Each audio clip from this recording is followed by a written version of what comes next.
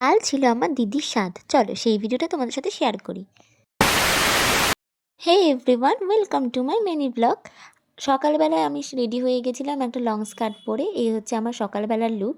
তো চলো এবারে সকালবেলার টিফিনটা সেরে নেওয়া যাক। আমাদের সকালের টিফিনে ছিল লুচি আর আলুর তরকারি, যেটা খেতে কিন্তু খুবই সুস্বাদু হয়েছিল।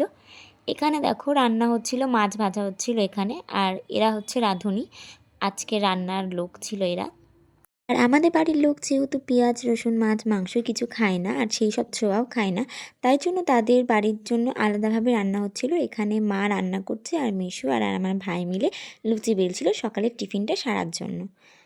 এরপর দিদিকে আশীর্বাদ করে সবাই ধান দুব্বো দিয়ে স্নান করে দিচ্ছিল দিদিকে। তো আমিও সবার মতো একটু আমার পুচুকেও আদর করে নিচ্ছিলাম।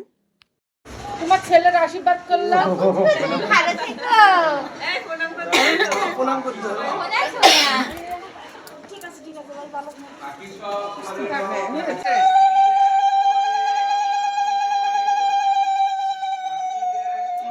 তো স্নান করার পরে আমি আর জিজু চলে এসেছিলাম এখানে একটু ঘর সাজানোর জন্য। জিজু এগুলো রানাঘাট থেকে নিয়ে এসেছিলো। তো আমি মেশো আর জিজু মিলে সবাই মিলে একটুখানি ঘরটা সাজিয়ে নিচ্ছিলাম।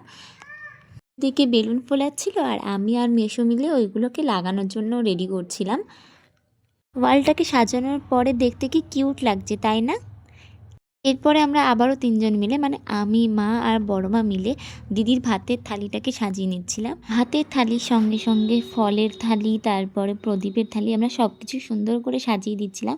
যেহেতু আমাদের কাছে প্রচুর প্রচুর ফুল ছিল, তো আমরা কোথায় কোনটা দেবো সেটা বুঝতেই পারছিলাম না, তাই ভাতের থালার মধ্যেও ফুল দিয়ে সাজিয়ে দিয়েছি।